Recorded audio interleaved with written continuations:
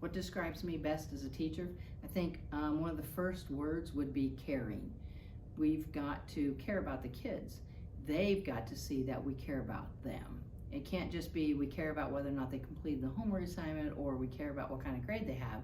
We have to actually care about them as a person. Kids today have a lot of things going on in their lives, all right, outside of class, and all of that influences how much they can learn, what they can learn, how they behave in our classroom. And when they can see that we generally care about them as a person, not just as a student in our classroom, then we're able to build that relationship with them and make a good learning environment.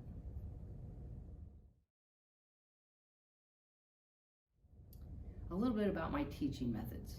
All right, I am a big component of spiral learning in the math classroom. All right, math, more than any other subject, builds on what you previously learned.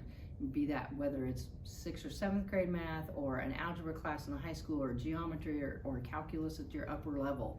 All right, everything is dependent upon have you learned and mastered those skills that come before. All right, so traditionally a lot of math classrooms will teach a lesson, do homework, go through the entire chapter, give a chapter test, and then you're done. So in my classroom, there's a spiral going on all the time. There's cumulative reviews on a regular basis. All of my tests are cumulative in nature. And the main purpose is because for concepts to go into long-term memory, which is what the students need to be successful as they progress through math, that transition has got to move. Those concepts have to move into long-term memory. And just continually spiraling back and talking about things that had been taught earlier in the class helps that natural progression of moving concepts into that long-term memory. So I would say in my classroom, that's one of the major components. A specific example of how I contribute to our broader school community, I am the president of our local teachers association.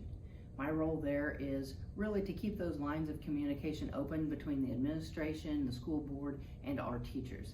If we can create a good working environment for our teachers, then in turn our teachers are going to create a really good learning environment for our students, and thus we are going to produce an excellent school community for our students and for all of our patrons.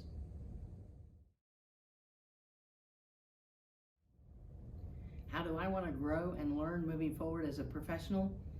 Obviously, early in my career, I participated in a lot of grants in order to grow and learn about specific different things I could do in the classroom, be it differentiated instruction or inquiry-based learning. Today, though, after having done this for 35 years, I really think that us growing as professionals has to be beyond just things we do in the classroom. The world is changing. It has changed so much over the last 30 years.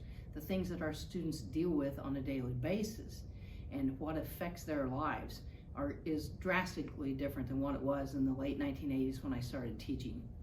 So for professionals now in this role, we not only have to grow and move forward with our instruction in the classroom, but we also need to grow with society.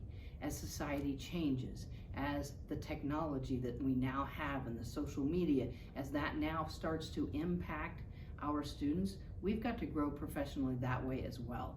We've got to stay up with technology. We have to know what's going on and what's playing a major role in students' lives, because everything outside the school environment that they go through, they bring into the building, and it affects our lessons and what we're trying to implement.